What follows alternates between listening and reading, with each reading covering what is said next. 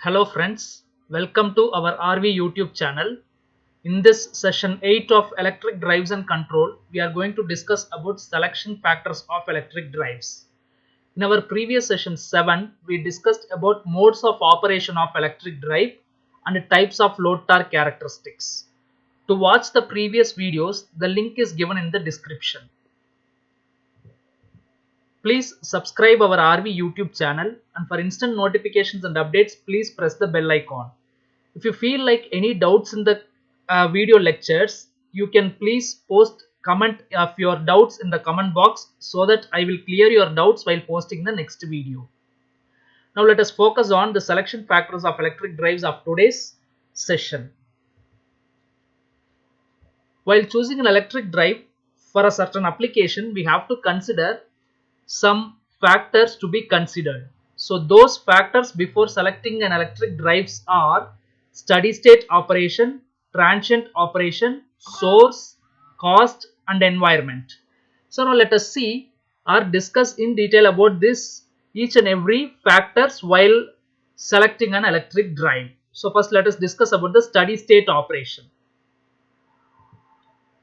Steady state operation. The factors pertaining to the steady state operation are speed torque characteristics, efficiency, duty cycle and quadrants of operation. So these are the factors has to be considered before choosing an electric drive. So for example, now let me discuss about this quadrants of operation. So this is a hoist. So this hoist requires the motion control in all the four quadrants. That means this hoist requires forward motoring, forward braking, reverse motoring and reverse braking. So this hoist requires all the four quadrants of operation. So wherever we need all the four quadrants of operation, it is best to choose DC motor drive, because the control of DC motor from one mode to another mode or from one quadrant to another quadrant is easy. Therefore, wherever we need the application of all the four quadrants or wherever we need the motion control of a particular application in all the four quadrants, it is better to choose a DC motor drive. The next factor while choosing an electric drive is transient operation. The factors pertaining to the transient operation are starting, acceleration, deceleration and braking. So we have to consider these factors before choosing an electric drive or an electric motor for a particular application. Now let us discuss about this starting. For example, now let us discuss about this starting. So again the same example, this is an hoist. So this hoist needs the starting torque to be very high. That means at the starting condition, this hoist requires the high torque. Therefore, in order to achieve high starting torque, DC series motor is best suitable. So we have to choose DC series motor wherever we need high starting torque. Of course, in an electric traction also it needs high starting torque, where we can use DC series motor. The next factor to be considered while choosing an electric drive is source. So the factors pertaining to the source are type of the source available, magnitude of the voltage, power factor, harmonics and regenerated. Here let us let us discuss about the type of the source available and the regenerated power for the selection factor of electric drive with perspective to the source available. So first let us discuss about the type. So here if we have the AC source, we can make use of three-phase induction motor. That means if we have three-phase AC source, then we can make use of three-phase induction motor. If we have single-phase AC source, we can make use of single-phase induction motor. If the available power is DC power, means we can make use of DC motor.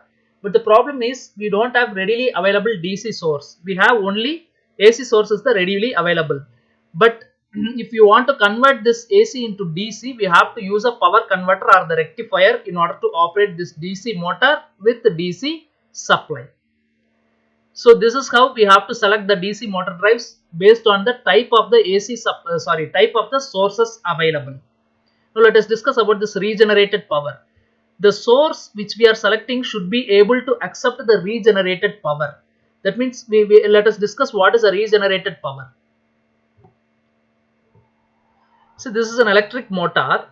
If you see this current IA is passing from load to the source. See, this portion is load and this portion is the electrical source. Okay, this is electrical source or the electrical supply, and this is the mechanical load side. So this current direction is in this way. That is, the current or the power is flowing from load to the source. So whenever the power flows from load to the source, there is a regeneration of power. So this regenerated power should be accepted by this source. So we should, whenever we are working with the braking mode, there will be a regeneration power. So if you are working with a regeneration power, then you should choose the source of the electric drive which will be able to accept that regenerated power which is flowing from load to the source. The next factor to be considered while choosing an electric drive is cost, which is an important parameter or the factor to be considered for choosing an electric drive for a particular application. So we will discuss each and every drive based on this cost factor. So first let us discuss about the DC motor. DC motor is quite expensive while comparing with synchronous motor drive and of course the induction motor drive. And also it needs maintenance because DC motor construction wise, a DC motor consists of brushes. Those brushes needs often maintenance. Therefore the maintenance cost is also high and initial cost is also high. And as we discussed earlier, a DC motor requires a power converter. This power converter is used to convert AC power into DC power. Therefore, again it is becoming little bit expensive in terms of the power converter. But the advantage of this DC motor is wide range of speed control. The speed control can be controlled in wide range. Now let us discuss about the three-phase induction motor with perspective to the cost. A three-phase induction motor is economical or the less cost when compared to the DC motor. But if we want to control the speed, then we are in need of a power converter and the control circuit. That means like a voltage source inverter or current source inverter. So for that voltage source inverter and current source inverter, again it needs a control circuit. So this power converter like voltage source inverter and current source inverter and along with this control circuit becomes a little bit expensive. And it has a disadvantage. Three-phase induction motor has a disadvantage called range of speed variation is small. Whereas in your DC motor, the wide range of speed control can be done. Whereas in three-phase induction motor, the range of speed variation is small.